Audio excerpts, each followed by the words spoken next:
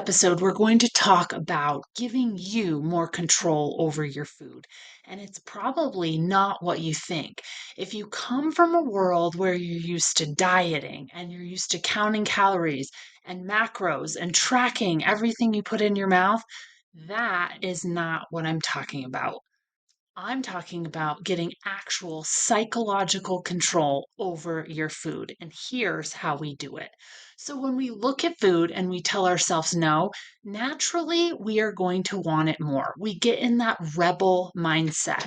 And if you're like me, you don't like rules, you don't like having somebody tell you what to do, you don't like being not having control. So instead, we look for ways to rebel and get our control back. Same goes with food. And that is oftentimes why diets don't work long term, is because there's so many rules, there's so many expectations. And actually, at the end of the day, they're not your expectations and they're not your rules. So you're going to rebel against them. So we give food this kind of romanticizing thought process when we want something, right? Because it's just so scarce. We get in the scarcity mindset of like, we're only going to have that once. This only comes around once a year. And we want it. We crave it. We romanticize that food because it's just so special and so indulgent. Wonder if I told you that we want to stop romanticizing food. We want to kind of take the allure of food away, and that actually gives the food less control over us. When we get into a mindset where we have this mindset of abundance and we know that like there's food all around us, we can make that special thing any day we want. If it's the middle of summer and we want to make an apple pie, you can totally do that.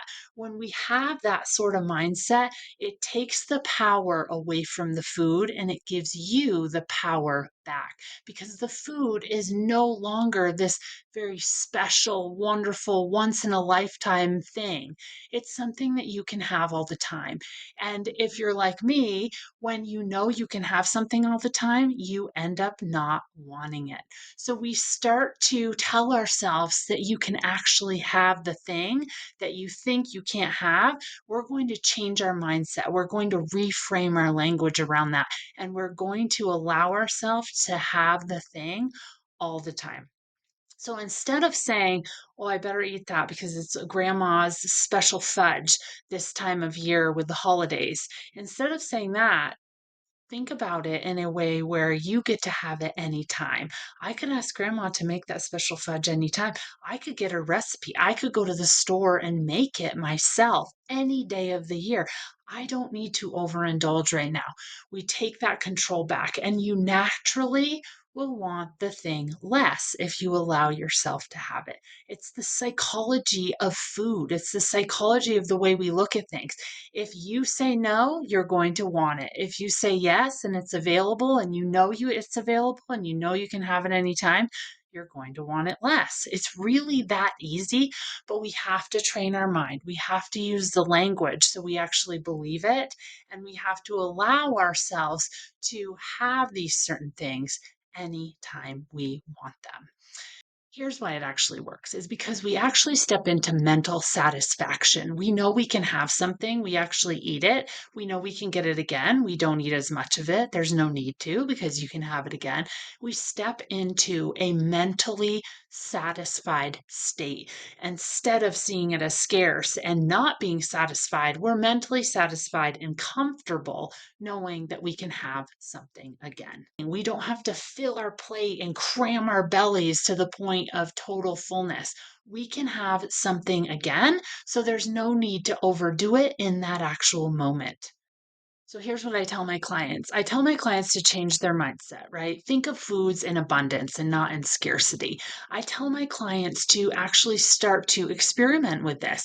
You are going to have to build trust with the language that you use around scarcity and abundance. Start telling yourself and see what you notice. what is the awareness around what you notice with your patterns, what you notice with your responses? That's important information. And start remembering that we're actually after moderation and a natural balance. We don't want the all or nothing mindset anymore because that's gotten us into trouble in the past. We want moderation and we want actual balance. That's the key. So always choose those nutrient dense foods first and foremost, right? Because those are going to fill us and they also serve us in a really positive way with our body, with our mind, our mental health, our gut health, all those things. So always choose those things.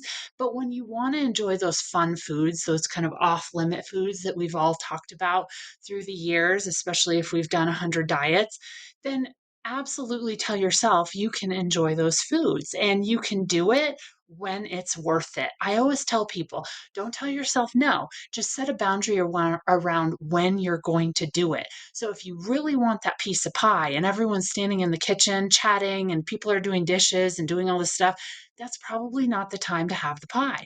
Have the pie when you can sit, you can enjoy, you can taste, you can smell, you can savor, because you will step into satisfaction both mentally and physically in an easier way. If you like this and want more, please grab my free training in the bio and the link above, and let's connect and let's get you feeling actually free with food and stop that binge eating for good.